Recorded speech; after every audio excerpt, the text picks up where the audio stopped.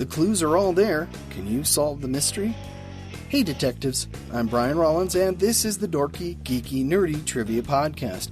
Every week we bring you 30 puzzling questions about a given topic. This week we're going to sleuth out TV mysteries. This episode was written by my co-host, Blaine Dowler, and you can catch him reading stories on the Bedtime in the Public Domain podcast. He'll be starting up a fresh new mystery, The Murder of Roger Ackroyd by Agatha Christie, soon. So, if you're a fan of classic literature, be sure to tune in. I'll put a link in the show notes so you can find it easily. Got your notepad and your magnifying glass? Good. Let's begin. The Dorky Round. Number 1. Benedict Cumberbatch and Martin Freeman hit the public awareness in a big way as a result of starring in which series?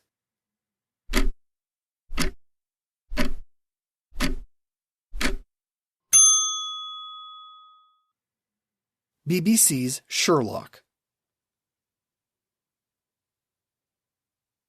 Number 2. Which Jake and the Fat Man spin-off featured Dick Van Dyke as Dr. Mark Sloan, a mystery-solving doctor?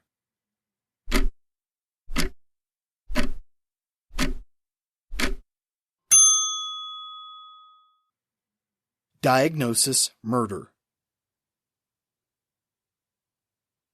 Number 3. Which detective series had a phone-related joke in the opening credits each week?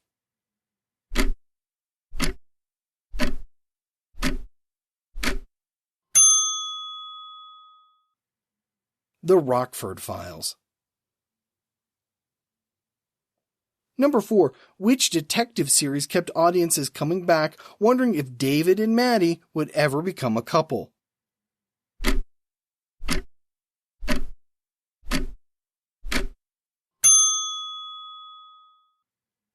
Moonlighting.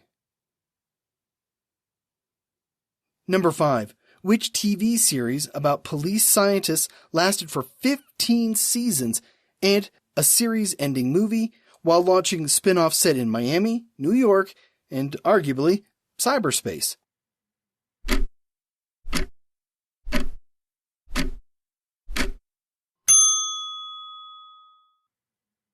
CSI Crime Scene Investigations. Number 6. Which recent Sherlock Holmes adaptation made waves in fandom for casting Lucy Liu as Watson?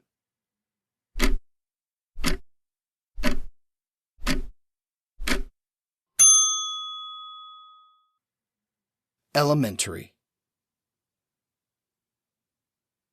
Number 7. Which series about a mystery-loving retired English teacher ran for 264 episodes and 4 made-for-TV movies?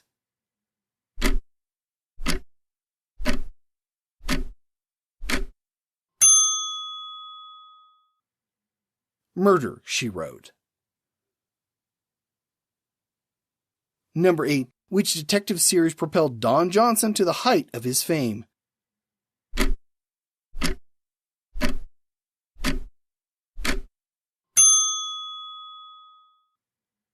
Miami Vice. Number 9. Nathan Fillion and Stana Katic starred in what detective series?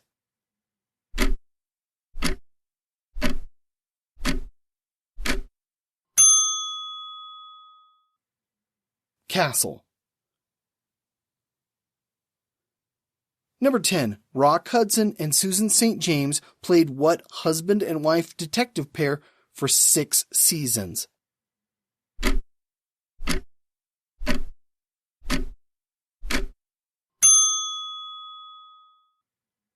Macmillan and Wife.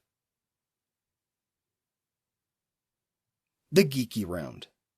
Number 1. Which Fish Out of Water series had a cowboy in a very urban environment?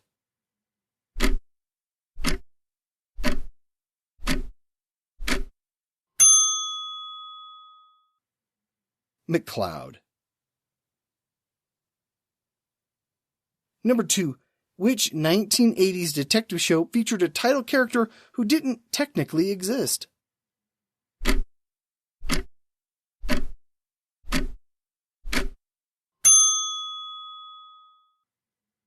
Remington Steele.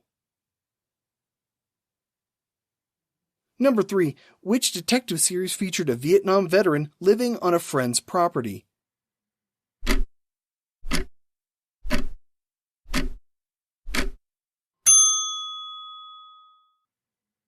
Magnum P.I. Number 4. Which expensive defense attorney was famous for his penny pinching and love of hot dogs?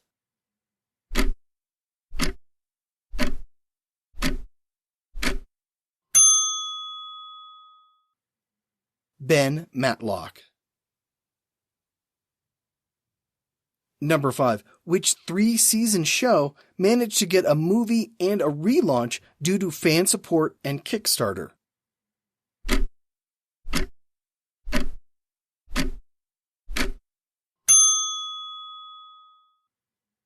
Veronica Mars. Number 6. Who played the obsessive-compulsive detective?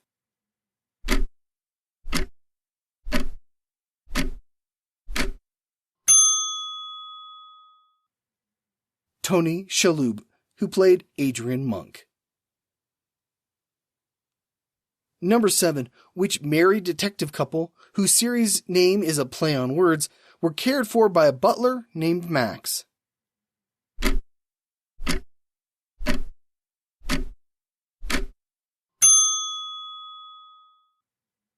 Jonathan and Jennifer Hart. Number 8. Which actor used to work with Jack Webb in Johnny Modero and Pete Kelly's Blues for radio before moving on to play half of the title pair in Jake and the Fat Man?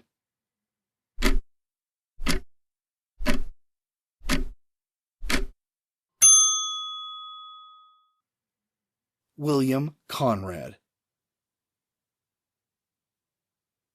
Number 9. Which George Peppard role may have been loosely inspired by yours truly, Johnny Dollar?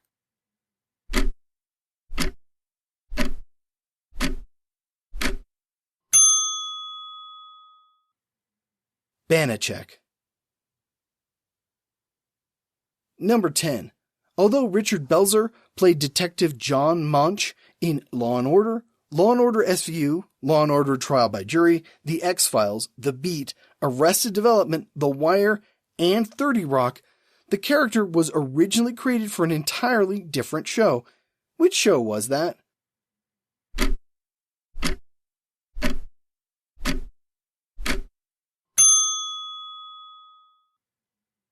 Homicide: Life in the Streets.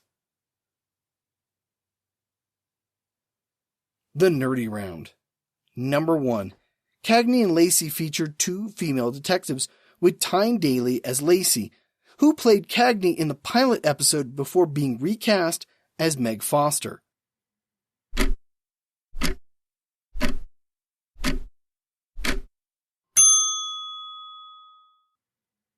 Loretta Swit, who would have preferred to continue in the role, but she was not released from her contract playing Hot Lips Houlihan on MASH. Number 2. Which character, whose books were written under the collective pseudonym of Carolyn Keene before being adapted into 3 different TV series, is a stated inspiration of Supreme Court Justices Sandra Day O'Connor and Sonia Sotomayor, also Secretary of State Hillary Rodham Clinton, and former First Lady Laura Bush.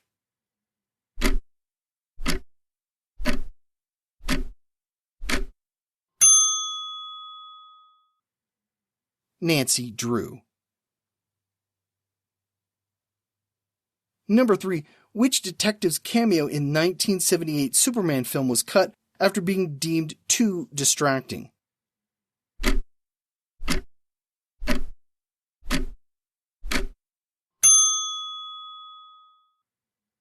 Theo Kojak.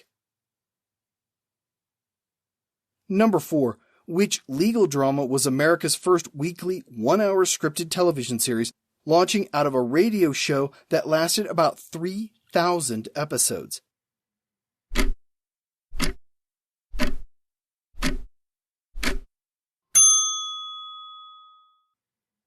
Perry Mason. Number 5. Which literary detectives, adapted for television more than once, were created by Canadian author Charles Leslie Macfarlane under a pen name?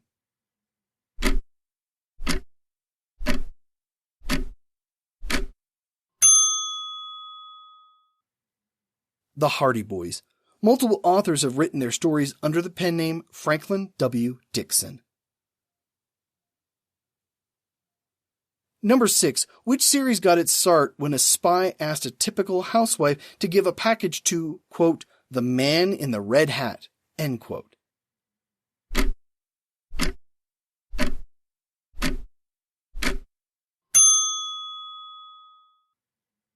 Scarecrow and Mrs. King. Number 7. Which USA Network series had a musical episode special in addition to a follow-up movie?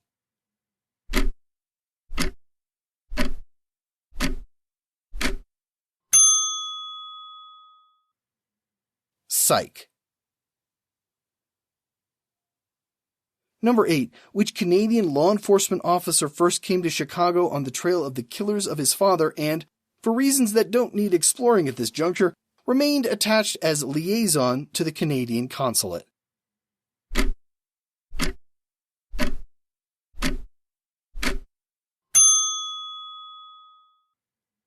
Constable Brenton Fraser.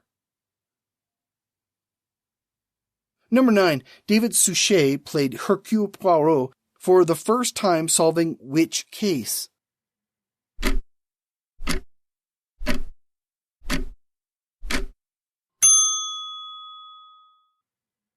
The Adventure of Clapham Hook.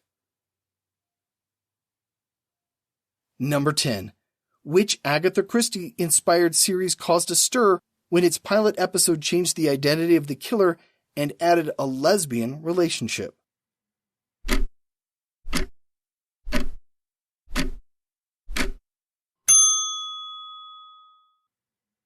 Agatha Christie's Marple. And that's all we have for this week. Maybe you'll be inspired to check out some of these shows if you're still stuck at home.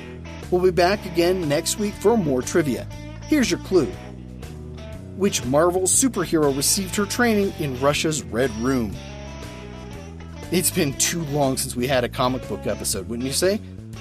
A huge thanks to Blaine for all the questions this week. Be sure to send him a thank you. I'm your host, Brian Rollins. Thanks for listening, and stay alert for clues.